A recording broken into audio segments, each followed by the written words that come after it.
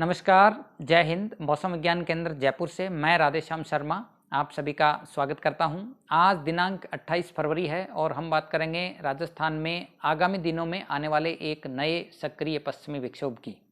सबसे पहले यदि वर्तमान पोजीशन की बात करें तो आप सैटेलाइट पिक्चर में देख सकते हैं कि फिलहाल जो एक पश्चिमी विक्षोभ है वो ईरान और आसपास के क्षेत्रों के ऊपर बना हुआ है। सैटेलाइट पिक्चर में उस एरिया में काफ़ी डेंस क्लाउड जो है वो फिलहाल दिखाई दे रहे हैं। यही सिस्टम जो है वो अगले 48 घंटों के दौरान, चूंकि ये वेस्टर्न डिस्टर्बेंस है और सिस्टम का जो मूवमेंट है वो अगले 48 घंटे में आप देखेंगे कि वेस्ट से ईस्ट डायरेक्शन में आगे बढ़ेगा। यानी आप देखेंगे कि 1 मार्च के आसपास ये जो जयपुर, राजस्थान और आसपास का जो इलाका है यानी पश्चिमी भारत के जो इलाके हैं इनमें इस सिस्टम का असर 1 मार्च से ही शुरू होगा। बात करें यदि हम 1 और 2 मार्च को खासकर बारिश के पॉइंट ऑफ व्यू से, तो आप देखेंगे कि खासकर जो 1 मार्च को जो इस सिस्टम का असर है वो पश्चिमी राजस्थान के सरहदी इलाके यानी जैसलमेर, इसके अलावा जोधपुर, फलौदी, इसके साथ ही जो बीकानेर, गंगानगर, हनुमानगढ़ के इलाके हैं इसमें 1 मार्च को दोपहर से ही इस सिस्टम के असर से मेघ गर्जन, कहीं कहीं आकाशीय बिजली चमकने और बारिश की जो गतिविधियां हैं वो शुरू हो जाएगी।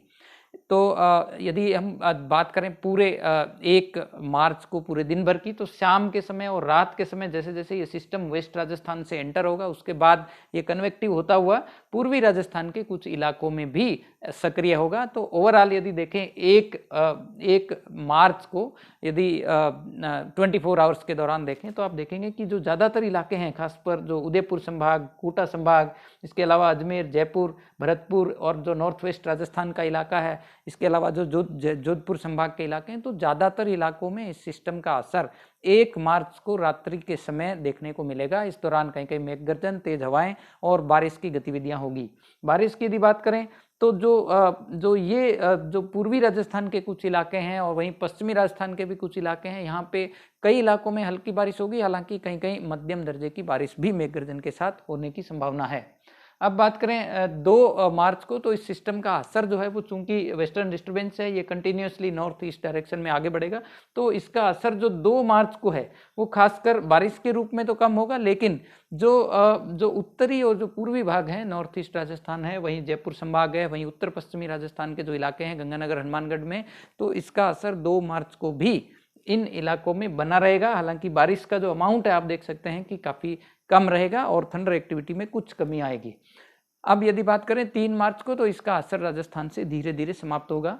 जिलावार यदि चेतावनी की बात करें तो आप देखेंगे कि 1 मार्च को देखिए जो सरहद के इलाके हैं, खासकर पश्चिमी राजस्थान के इलाके, जैसलमेर, बीकानेर, इसके अलावा गंगानगर, हनुमानगढ़, चूरू और झुंझुनू, इन इलाकों में 1 मार्च को एडवर्स वेदर यानी जो थंडरस्टॉर्म गतिविधियां हैं वो तीव्र हो सकती है। इस दौरान कहीं कहीं आंधी भी हो सकती है 40-50 किलोमीटर प्रति घंटा तक की, और कहीं कहीं ओलावृष्टि भी होने की संभावना है।